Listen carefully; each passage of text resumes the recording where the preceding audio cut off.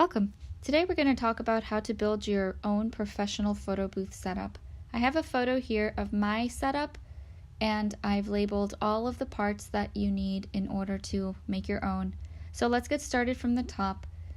First, let's talk about the flash, the diffuser, and the light stand. You don't necessarily need this kind of flash and diffuser, but you will need some sort of external light because if your box is anything like mine, your camera flash is not going to cut it. Next, let's talk about the backdrop and the backdrop holder.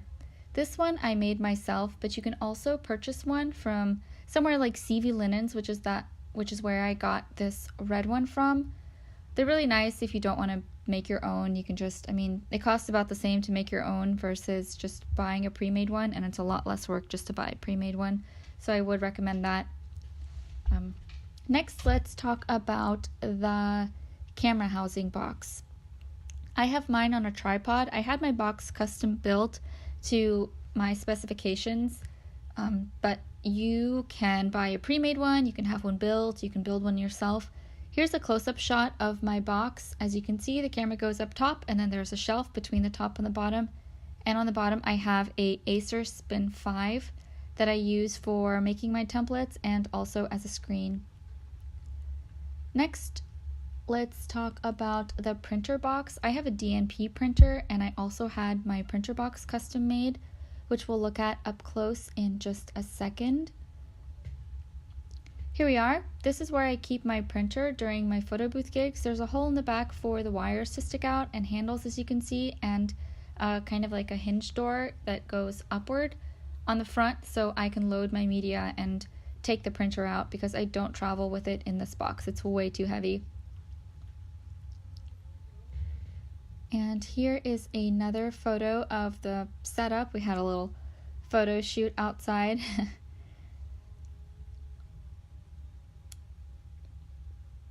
And now let's go back to the main photo. You're also going to need a 4 to 6 foot table. I chose a 4-foot table personally because I have a rather small car and I wanted to make sure that all of my equipment fit in to the car nicely without any trouble.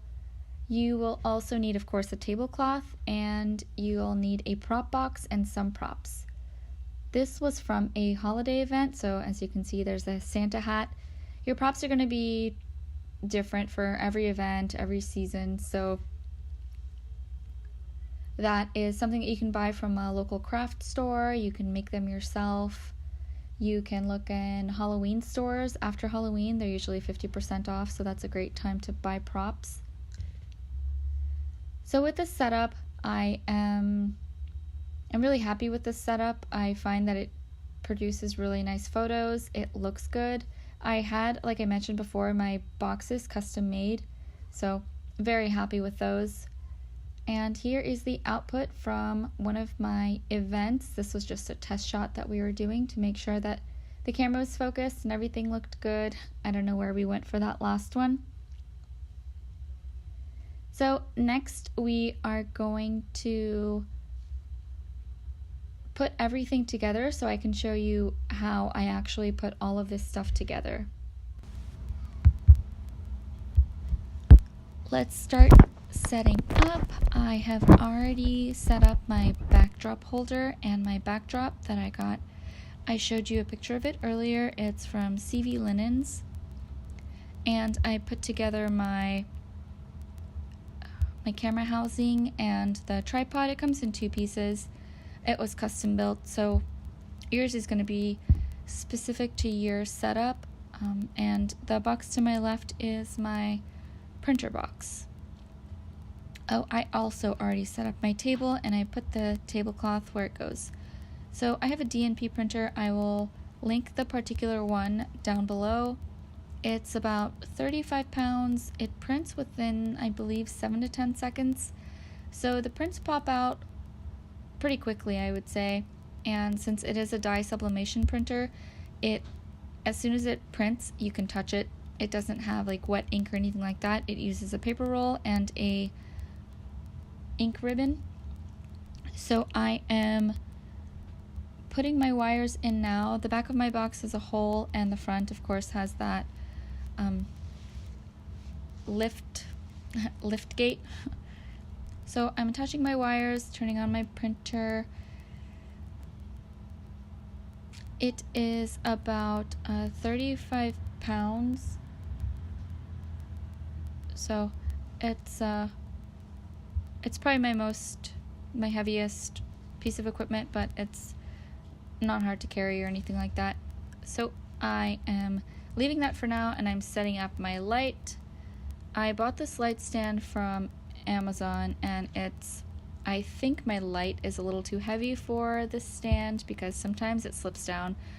Oftentimes it works perfectly, but every once in a while it'll just slip throughout my whole gig, which isn't good. I think I need to get a more heavy duty one. If you have a light that's not as heavy as mine, then it'll work out for you because it's a pretty good stand. But for me, my light is a little heavy, and on top of that, I have the beauty dish, so that extra weight, I don't think that this light stand is meant to hold that much weight, which I didn't realize when I bought it.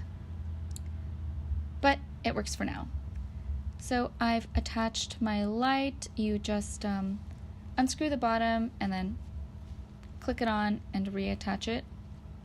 Oh, I'm sorry, screw it back in. I am putting in the power cord, diffuser, and I'm going to put it on. Taking the protective cover off of the bulb. So it has 3 notches. You just line up the notches and rotate it, and you'll hear it click into place. But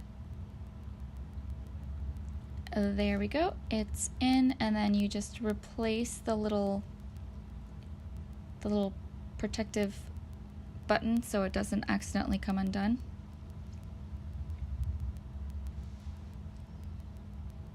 Just making sure my light is secure.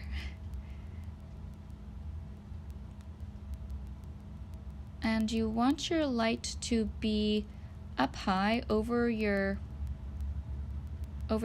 camera box, and either to the right or to the left, and then just point it towards the middle of your backdrop. If your light is if you get this particular light, of course, different lights have different requirements, so did you see it just slipped? It doesn't always do that, but sometimes it definitely does. So I am just getting my extension cord and plugging in my light and turning it on.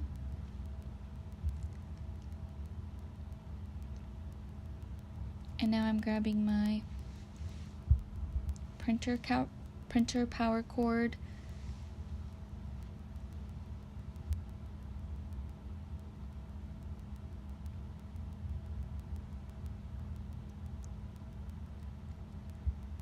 And I'm grabbing my printer media, my paper roll, and the ink roll.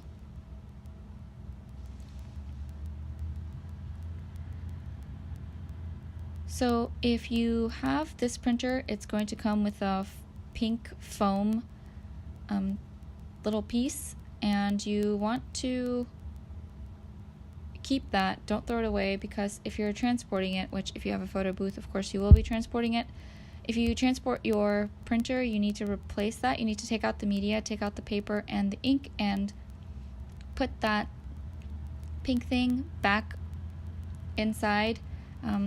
From what I read on the instructions, it protects the printer heads from getting damaged. If you leave the media in, they could, if you go over a bump or something in your car, the paper could pop out and damage the printer, and then you're out a $500 printer.